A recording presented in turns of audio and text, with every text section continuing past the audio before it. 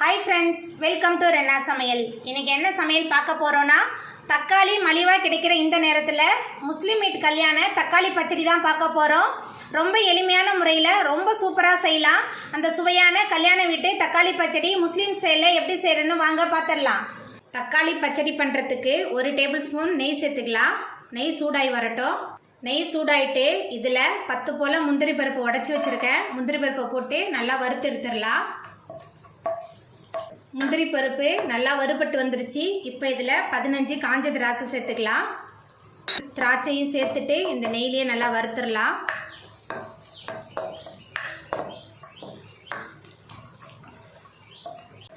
நம்ம சேர்த்த முந்திரி திராட்சை நல்லா வறுபட்டு வந்துருச்சு இப்போ இது ஒரு தட்டில் மாற்றிடலாம்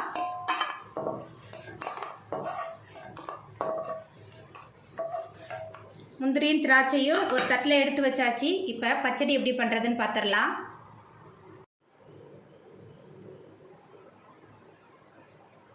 தக்காளி பச்சடி பண்ணுறதுக்கு முந்திரி திராட்சையை வறுத்த நெய்லேயே நம்ம பட்டை கிராம்பு ஏலக்காய் போட்டு தாளிச்சிடலாம் பட்டை கிராம்பு ஏலக்காய் நல்லா பொரிய ஆரம்பிச்சிருச்சு நான் 3/4 கிலோ தக்காளியை பொடியாக நறுக்கி வச்சுருக்கேன் தக்காளி பழத்தை சேர்த்துடலாம் நம்ம சேர்த்த தக்காளி பழம் நல்லா வதங்கி வெந்து வரணும் நல்லா வேகட்டும் தண்ணீராக எதுவுமே சேர்க்கக்கூடாது தக்காளியில் உள்ள தண்ணியே போதும் நல்லா வெந்து வரட்டும் தக்காளி பச்சடிக்கு தக்காளியை வேக வச்சோம் ஆனால் தண்ணி எதுவுமே சேர்க்கல தக்காளியில் உள்ள ஜூஸ்லேயே நல்லா வெந்து வந்துருச்சு பாருங்கள் இப்போ இதில் பேரிச்சம்பழம் சேர்த்துக்கலாம் நான் 4 பேரிச்சம்பழத்தை சேர்த்துக்கிறேன் பேரிச்சம்பழத்தை சேர்த்துட்டு தக்காளியோடு சேர்ந்து நல்லா வேக விடலாம் பேரிச்சம்பழம் தக்காளி நல்லா வதங்கி வெந்து வந்துருச்சு பாருங்கள் இப்போ இதில் 3/4 கப் சர்க்கரை சேர்த்துக்கலாம் அதுக்கப்புறமா கொஞ்சமாக உப்பு சேர்த்துக்கலாம்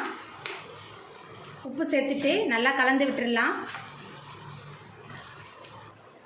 சர்க்கரை சேர்த்து நம்ம கிளறும் போதே கொஞ்சம் இலகி கொடுக்கும் எல்லாமே சேர்ந்து நல்லா திக்காய் வரணும் அது வரைக்கும் நல்லா கொதிக்கிட்டோம் நம்மளோட தக்காளி பச்சடி நல்லா வெந்து நெய்யெல்லாம் பிரிஞ்சு மேலே வந்துருச்சு பாருங்கள்